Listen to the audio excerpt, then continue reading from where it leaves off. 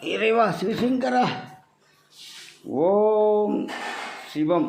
அன்பே சிவம், அனைத்தும் சிவம். ஓம் நமச்சிவாய. இறைவன் கூறும் அறிவுரையை அனைத்து மக்களும் கேட்டு அறிவதற்கு முதல் அடிப்படையில் இறைவன் வழிமுறையில் இக்காலத்தில் இறைவன் அரசு துறை வழியாக உலகத்தை இலக்கம் செய்கிறார். உலக அளவில் அவர் கூறும் பதிலை நன்கு அறிந்து கொள்ள வேண்டும். யார் அறிகிறார்களோ இல்லையோ, உழைக்கும் மக்களுக்கு இதெல்லாம் அறிந்து உணர்வதற்கு அவர்களுக்கு நேரம் பற்றாக்குறையாக இருக்கிறது. அவர்கள் வாழ்வாதாரமும் அந்த அளவு நிலையில் உள்ளது. அறிய வேண்டியது யார் என்றால் அரசு துறை சேர்ந்தவர்கள் அறிய வேண்டும். கட்சிக்கார முதல் மற்றவர் அனைத்து மக்களும் அறிய வேண்டியது. இந்த உலகம் ஆரம்பத்தில் இருந்து மனிதனுக்கு வயது உள்ளது போது ஜீவராசிகளுக்கு வயது உள்ளது, பசுமைகளுக்கும் வயது உள்ளது. நாமே உண்ணும் பொருள்களே எடுத்துக்கொள்வோம். 3 மாதத்தில் 2 மாதத்தில் 1 மாதத்தில் பசுமை பொருள்கள் உற்பத்தி ஆகிறது. அதை நாம் உண்டு வாழ்கிறோம். அதே போன்றுதான் மனிதர்களுக்கும் வயது உண்டு. இதெல்லாம் ஒன்று சேர்த்து தான் இறைவன் மனிதனுக்கு 100 வயது என்று அக்காலத்தில் எழுதி வைத்தார். அது உண்மை, எல்லோரும் அறிந்ததே. அதில் எவ்வித மாற்றங்கள் இல்லை. இதுவரை இவ்வுலகம் விரிந்து சென்றது. அதாவது ஆரம்ப நிலை ஒரு சிறிய கிராமம், அதில் ஒரு 100 பேர் அந்த அளவுக்கு தான் மக்கள் வாழ்ந்தார்கள் என்பது இறைவன் அறிவுரை. அந்த அறிவுரை வழியில் பார்த்தால் இது காலக்கணக்கில் செல்லும்போது உலகம் விரிந்து பலூன் பலூன் காற்று நெருப்பு பெருசாக பலூன் செல்லும்போது பெருசாக ஆகும்போது விரிந்து சென்றது. இனி இந்த பலூன் வெடிக்கும் அளவுக்கு வந்துவிட்டது என்கிறார் இறைவன். இதுக்கு மேல் இந்த உலகம் விரிந்து சென்றால் எரிமலை போன்று வெடித்து சிதறும். இது போன்றுதான் முக்காலத்திலும் 3 யுகங்கள் வாய்ந்தது. 5 பிறந்தது. 5 பிறந்ததுனால நன்மை என்று மனிதர்கள் கருதுகிறார்கள். அல்ல. எந்த மனிதர்கள் எப்படி வாழ்ந்தார்கள், எந்த கொடுமையில் வாழ்ந்தார்கள், எந்த கெட்ட எண்ணத்தில் வாழ்ந்தார்கள், எந்த நோயில் வாழ்ந்தார்கள், எந்த நிலையில் அவரொரு வாழ்வாதார வேதனையில் வாழ்ந்தார்கள், எத்தனை பேர் மகிழ்ச்சியில் வாழ்ந்தார்கள், எத்தனை பேர் திகழ்ச்சியில் திகழ்ந்தார்கள், எத்தனை பேர் காம மோகத்தில் திகழ்ந்தார்கள் என்று இந்த அடிப்படையில் இந்த சமுதாயத்தில் நடைபெறும் அனைத்து நிகழ்ச்சிகளும் நீங்களே அறிந்து பாருங்கள். அத்தனை பேரும் வாழ்ந்து மறைந்த அத்தனை மனிதர்களும் மண்ணில் மறைந்தவுடன் மீண்டும் அவர் உடல் மண்ணாகின்றது. அந்த உடல் மண்ணாகிய உடல் மீண்டும் மழை நீரில் அது கரைந்து செல்கிறது. நமக்கு தெரிந்தது.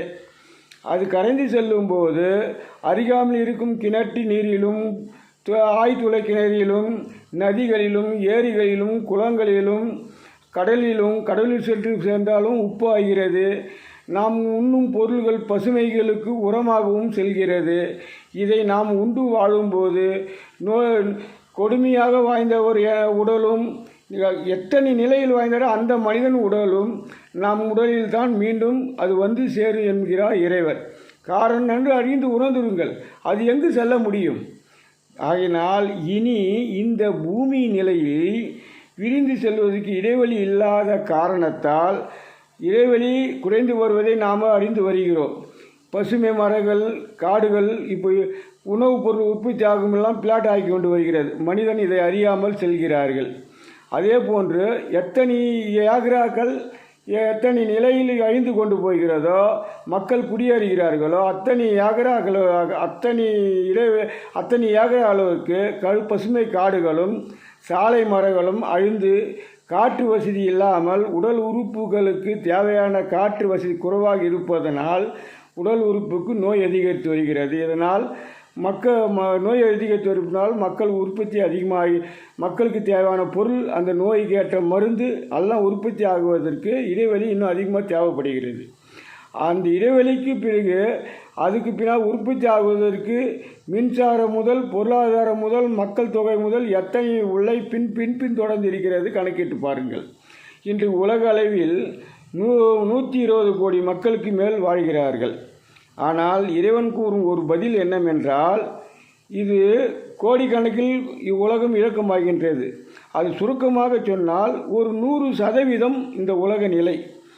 இந்த 100%த்தில் இன்று 180% உலகம் இதுவரை இயக்கமாகி வந்துவிட்டது. இனி 20% தான் உள்ளது.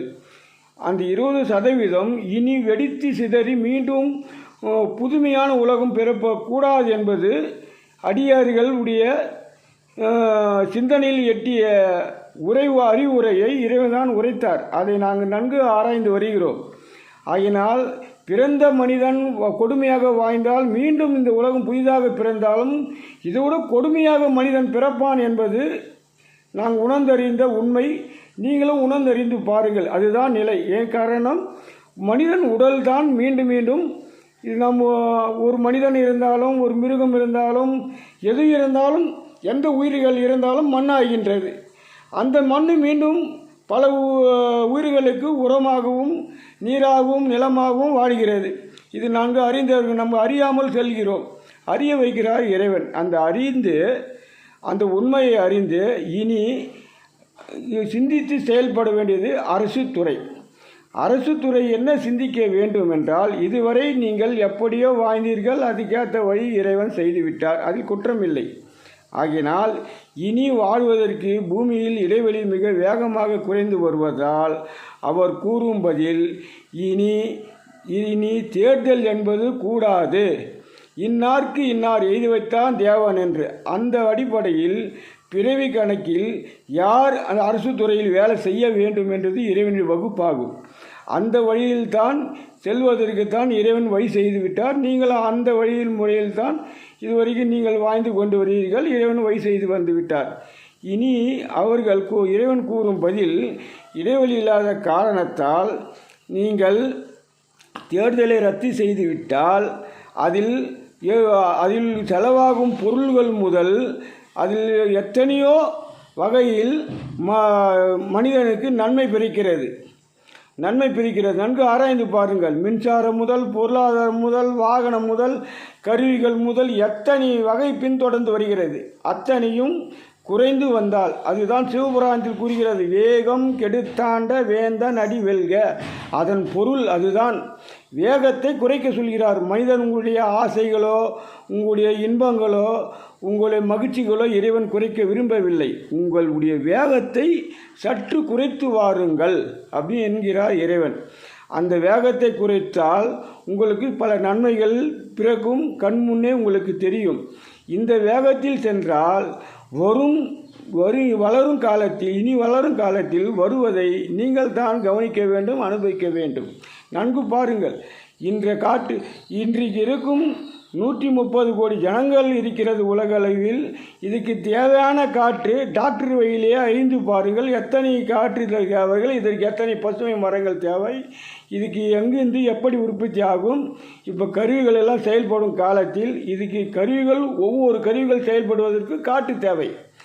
காற்று இல்லாமல் எந்த கருவியும் செயல்படாது. பெட்ரோல் போட்டு டூவீலரை ஆன் பண்ணி நிறுத்தி வைத்து விட்டால் நீங்கள் ஓடாது. அந்த கிளர்ச்சி அழுத்தும் போது அந்த காற்றாடி உள்ளே இருக்கிற அந்த காற்று வேகமாக இழுக்கிறது. அது இழுக்கும்போது தான் ஓடுகிறது. இந்த பெட்ரோல்னால் இல்லை. பெட்ரோல் மனிதன் வாழ்வதற்கு வாழ்வாதாரம். பெட்ரோல் உற்பத்தி ஆகிறது, வாகனம் சென்றாங்க, எடுத்து வருவது, விற்பனை ஆவது, விற்பனை பின்னால் பல மக்கள் வாழ்வது. இந்த வாழ்வாதாரத்துக்கு இறைவன் செய்த வழி. அது ஒவ்வொரு வாகனமும் சரி, மனிதரும் சரி, உயிரினங்களும் சரி, அனைத்துக்கும் தேவை காற்று. அந்த காற்றுக்கு தேவை பசுமை. அந்த பசுமை இனி வேகமாக அழிந்து வருவதால் இறைவன் கூறும் பதில், தேர்தலை ரத்து செய்து உங்கள் பணி நீங்கள் செய்யுங்கள், எங்கள் பணி அவரவர் பணி அவர்கள் செய்ய இறைவன் வழி செய்து வருகிறார். இன்று மக்கள் வாழ்வாதாரத்துக்கு அவர்கள் தான் வழி செய்து கொண்டு வருகிறார். இறைவன் தான் உணர்வில் மனதிலும் இங்கு அங்கு செல்லு என்று உணர்வில் தண்டுகிறார். அவர் அங்கு சென்று அவருடைய வாழ்வாதாரத்தை கொண்டு வருகிறார்கள். அரசு துறையினால் மக்களுக்கு என்ன வழி? சட்ட திட்டங்களை வகுத்து மக்களுடைய வேகத்தை குறைக்கத்தான் அரசு நிறையை இறைவன் உருவாக்கினார். அதுதான் சிவபுராணத்தில் வேகம் கெடுத்தாண்ட வேந்தன் அடிவல்க. அது தண்டனை என்பது ஒரு சட்ட வழியில் எத்தனையோ வழிகளில் மக்களுடைய வேகத்தை குறைக்கத்தான் அரசு. அது உங்கள் பணி, நீங்கள் கரெக்டாக செய்யுங்கள். அது குற்றம் அவர் கூறவில்லை. இனி தேர்தல் என்பது கூடாது. இறைவன் என்பது ஒருவர் தான். இந்த தெய்வ தேவாதிகள் எல்லாம் இடைக்காலத்தில் உருவாக்கப்பட்டவர். எப்படி அரசு துறை இடையில் உருவாக்கப்பட்டதோ அதே போன்றுதான் உலக நிலை மனிதர் உயிர்களுடைய கணக்கிட்டு தான் இறைவன் இடைக்காலத்தில் உருவானவர்கள் தான் தேவாதிகள். உங்களுக்கு சட்டம் இருப்பது போன்று அவர்களுக்கும் சட்டம் உள்ளது. உங்கள் சட்டத்தை ரத்து செய்ய முடியாது, அவர்கள் சட்டத்தை ரத்து செய்ய முடியாது. ஆகையால் இரண்டுக்கும் வழி செய்ய இறைவன் கூறும் ஒரு பதில், உங்கள் சிந்தித்து செயல்பட்டு அரங்கேற்றுங்கள். மனிதருக்கு எது ஆபத்து இல்லை என்பது சிந்தித்து செயல்படுங்கள் என்று இறைவன் கூறும் பதிலாகும். மற்றதை நாளை உரைக்கிறேன். ஓம் சிவம், அன்பே சிவம். ஓம் நமச்சிவாயா.